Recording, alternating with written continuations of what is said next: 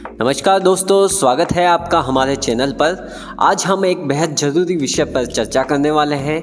Online fraud से कैसे बचा जाए, इस पर हम लोग एक विस्तृत चर्चा करेंगे। इंटरनेट के इस युग में डिजिटल धोखाधड़ी आम होती जा रही है, लेकिन सही जानकारी और सतर्कता से आप इसे रोक सकते हैं।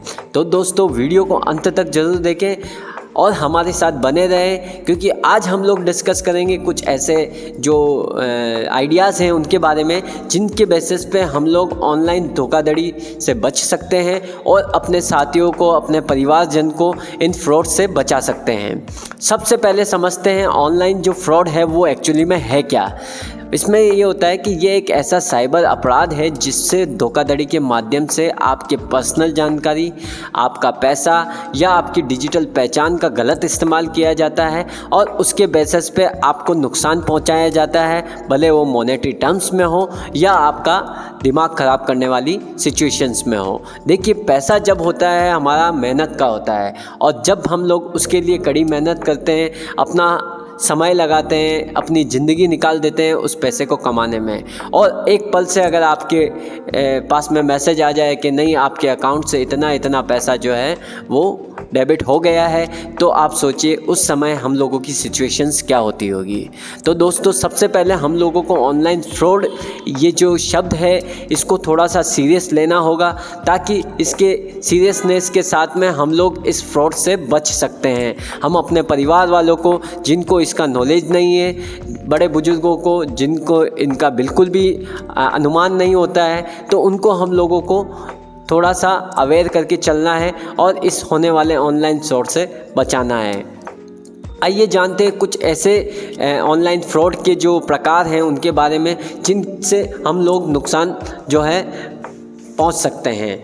जिसमें पहला टॉपिक जो है वो हमारा आता है फ़िशिंग का। देखिए, क्या होता है, कभी कभी नकली ईमेल और वेबसाइट के ज़रिए आपकी जो जानकारी है वो काफ़ी सारी वेबसाइट्स ऑनलाइन चुरा लेती है। आपको सेम टू सेम फ्लिपकार्ट जैसी वेबसाइट, आपको सेम टू सेम अमेज़ॉन जैसी वेबसाइट, आपको सेम टू सेम जीवन साथी जैसी वेबसाइट, इस तरह के ऑनलाइन जितने भी प्लेटफॉर्म हैं, आपको उनकी कॉपी वेबसाइट दिख जाएगी। खाली थोड़ा सा नाम में फेरबदल करके वो लोग सिमिलर वेबसाइट को वहाँ अपलोड करते हैं और आपकी इन्फॉर्मेशंस, आपका पैसा वहाँ से आपको पता भी नहीं चलेगा और वहाँ से वो आपको नुकसान पहुंचाते हैं। तो दोस्तों, ये फ़िशिंग वाला जो पार्ट है इसका हम लोगों को बहुत ध्यान रखना है। दूसरी चीज़ जो मैं बता रहा हूँ वो है वॉइस फ़िशिंग। वॉइस फ़िशिंग के अंदर क्या होता है, फ़ोन कॉल्स के ज़रिए जो है आपसे ठगी की जाती है। जैसे कि आपको कौन बनेगा करोड़पति के फेक कॉल्स आ गए, या आपको लॉटरी सिस्टम के जीतने के कोई फेक कॉल्स आ गए, तो इनका आपको थोड़ा सा एक अवेयरनेस रखनी होगी। कार्ड का स्कैम, कार्ड से काफ़ी सारे स्कैम हो रहे हैं, जैसे डेबिट कार्ड, क्रेडिट कार्ड का गलत इस्तेमाल करके आज के समय में बहुत सारे नुकसान हम लोगों को पहुँचाए जा रहे हैं। फेक लिंक्स और वेबसाइट की वजह से हम लोगों को जो है काफ़ी सारा नुकसान उठाना पड़ता है। कभी कभी हम लोग ऐसे लिंक पे क्लिक कर देते हैं जहां से क्लिक करते ही हमारी जो बेसिक इन्फॉर्मेशन है वो जो है इस तरह के काम करने वाले लोगों तक पहुंच जाती है और हमारे को मॉनेटरी टर्म्स में जो है नुकसान उठाना पड़ता है। सोशल मीडिया से भी काफ़ी सारे स्कैम चल रहे हैं, फर्जी विज्ञापन वगैरह से भी आपको आजकल ऑनलाइन फ्रॉड का काम किया जा रहा है। तो देखिए, इन सारी चीज़ों को हम लोगों को ध्यान रखना है। जैसे कि मैंने बताया, phishing, voice phishing, card scam, fake link और वेबसाइट और सोशल मीडिया स्कैम, ये सारी चीज़ें हैं जिनके बेसिस पे जो लोग हैं वो आपको नुकसान पहुंचाते हैं। जो इस कैटेगरी के लोग हैं उन लोगों का दिन भर का काम ही यही होता है कि नए नए आइडियाज़ पे काम करना, जिनके बेसिस पे लोगों को ऑनलाइन फ्रॉड के चलते वो लोग पैसा कमा सकें। अब जानते हैं ऑनलाइन फ्रॉड से बच कैसे सकते हैं। देखिए, ध्यान दें, ये टिप्स आपके लिए बेहद जो है ज़रूरी है और आपको आगे चल के बहुत काम आ सकते हैं। सावधान रहें, किसी भी अनजान लिंक, ईमेल या कॉल्स का जवाब हम लोगों को देना ही नहीं है।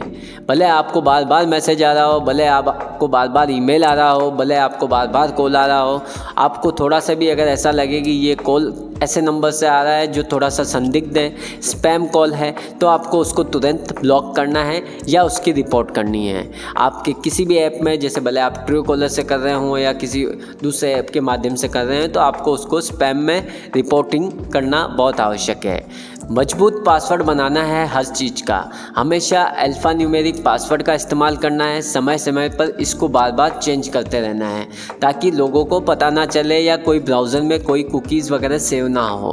आपको हमेशा 2 फैक्टर ऑथेंटिकेशन जो भी होता है, जैसे आपके ईमेल आईडी में भी 2 फैक्टर ऑथेंटिकेशन आता है, आप कहीं पासवर्ड्स वगैरह बनाते हैं तो भी 2 फैक्टर ऑथेंटिकेशन आता है, आपके मोबाइल फ़ोन में भी इस तरह के 2 फैक्टर ऑथेंटिकेशन के काफ़ी सारे ऑप्शंस आते हैं। तो अगर आपको इसकी जो है जानकारी ना हो तो आप थोड़ा सा अपने स्तर पर अपने आसपास में या आपके जो भी बच्चे हैं या कोई नॉलेजेबल पर्सन हो तो उससे आप ये चीज़ डिस्कस करके आपके फ़ोन में 2 फैक्टर ऑथेंटिकेशन एक्टिवेट कर सकते हैं। इसके अलावा सत्यापित वेबसाइटों पे ही ख़रीदारी करनी है, मतलब कि जो ओरिजिनल वेबसाइट है वहीं पर आपको जाके ख़रीदारी करनी चाहिए। जैसे कि HTTPS # के साथ में आपको लॉक साइन वाली वेबसाइट का जो उपयोग है वही करना है। वो वेबसाइट सिक्योर होती है। वहाँ पर ऊपर आपको जहाँ पर डोमेन नेम होता है वहाँ पर आपको एक ताला बना हुआ दिखेगा। अगर वो सिक्योर दिखाई दे रहा है तो ही उस वेबसाइट को आगे आपको प्रोसीड करना है, अदरवाइज़ आप उससे तुरंत लॉग आउट हो सकते हैं या बाहर निकल सकते हैं।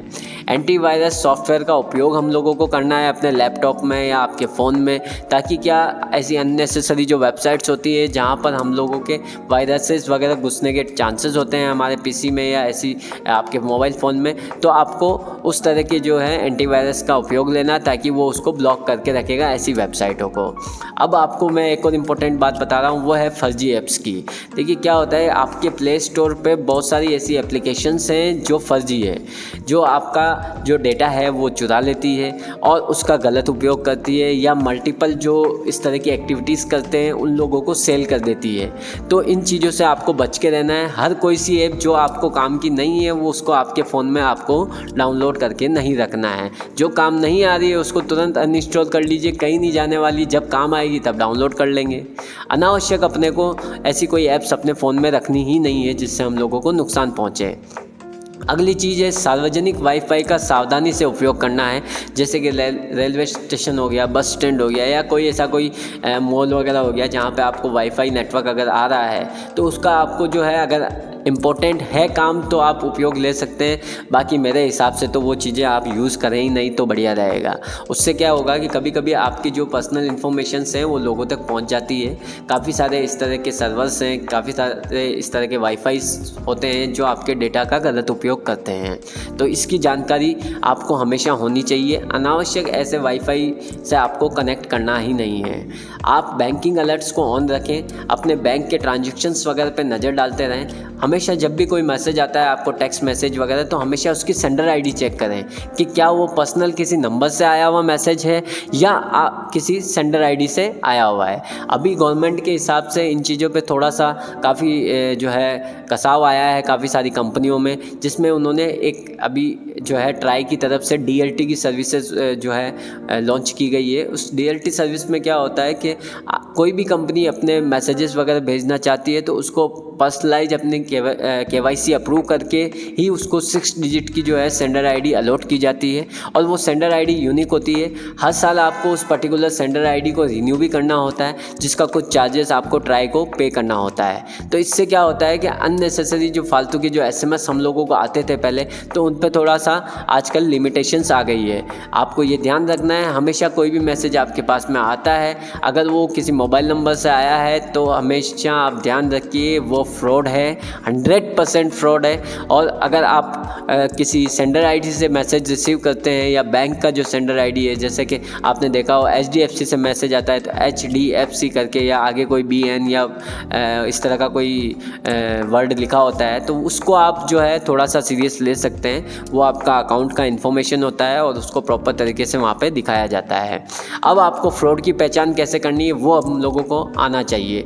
इस तरह के जो फ्रॉड होते हैं उनमें पहचान करना मुश्किल नहीं है। कुछ संकेत होते हैं जिनसे आपको अलर्ट हो सकते हैं, उन अलर्ट के माध्यम से आपको सिस्टमेटिकली उस स्थिति को कंट्रोल करने में आसानी होती है। जैसे कि ईमेल या मैसेज में कोई लालच भरा ऑफ़र आ जाता है तो उसका ध्यान रखना है। अचानक बैंक या सरकारी अधिकारी बनकर कोई कॉल करता है तो उसको थोड़ा सा अपने को ध्यान रखना है। कोई भी बैंक का अधिकारी या कोई इस तरह से आपको कभी कॉल नहीं करता है, या अगर कोई कॉल भी करता है तो वो आपको सबसे पहले उसकी जो भी आपकी ब्रांच है बैंक की, वहाँ पर आपको बुलाता है और बैठ कर बात करता है। तो इस चीज़ को ध्यान रखें हमेशा, कोई घबराने की आवश्यकता नहीं है। लोग बेवकूफ़ बनाने वाले बहुत सारे हैं, बस अपने को थोड़ा सा सतर्क रहना है अपनी चीज़ों के साथ में। बिना मांगे आपके पास में कोई OTP आता है तो आपको उसको OTP नहीं देना है। सोशल मीडिया पर नकली प्रोफाइल्स बहुत सारे बने हुए हैं, तो उनका ध्यान रखना है, कौन सा ओरिजिनल है, कौन सा ऑथेंटिकेशन है, उसका थोड़ा सा अपने को इन्फॉर्मेशन होनी चाहिए। अगर आपके साथ में फ्रॉड हो जाता है तो आपको क्या क्या चीज़ों का ध्यान रखना है, इसका आपको पता होना बहुत आवश्यक है।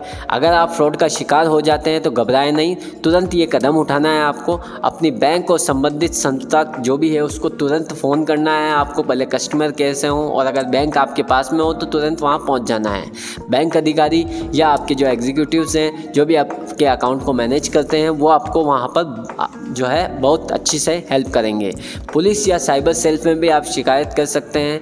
आप तुरंत आपके नियर बाय जो है पुलिस स्टेशन या आप पुलिस का जो नंबर है उस पर कॉल करके आप उनको जानकारी दे सकते हैं। इस तरह के केसेस में पुलिस भी अभी काफ़ी सतर्क है और वो अपना 100% पूरा देंगे आपके अमाउंट को रिकवर करने में। ऑनलाइन प्लेटफॉर्म पर फ्रॉड अकाउंट को रिपोर्ट कर सकते हैं आप। वहाँ पे कोई अगर आपको ऐसा संदिग्ध कोई प्लेटफॉर्म दिखता है तो उसको आप रिपोर्ट कर सकते हैं। उसको हटाने के लिए आप अपने पासवर्ड आपको तुरंत वहाँ पर जो है चेंज कर लेने हैं, भले वो आपका जीमेल का हो, भले आपका बैंक का नेट बैंकिंग हो या कार्ड वगैरह का, डेबिट कार्ड क्रेडिट कार्ड का कोई पासवर्ड वगैरह हो। तो इन चीज़ों को थोड़ा सा अपने को सीरियस लेके चलना है, क्योंकि आज के समय में हमारे साथ बहुत सारे फ्रॉड हो रहे हैं और अगर हम लोग आज इन चीज़ों का ध्यान नहीं रखेंगे तो आगे चल के आपको बहुत बड़ा नुकसान उठाना पड़ सकता है। तो दोस्तों, ऑनलाइन फ्रॉड से बचना आपके हाथ में है। सही जानकारी और सतर्कता ही आपको सबसे बड़ी सुरक्षा दे सकती है। अगर आपको ये वीडियो उपयोगी लगा हो तो इसे लाइक ज़रूर करें और अपने दोस्तों और परिवार के साथ में शेयर करना ना भूलें। हमारे चैनल को सब्सक्राइब करना भी ना भूलें, क्योंकि हम लोग इस तरह की जानकारी आपके पास में सदा लाते रहेंगे। धन्यवाद और सुरक्षित रहें। मिलते हैं अगले वीडियो में। धन्यवाद। जय हिंद, जय भारत।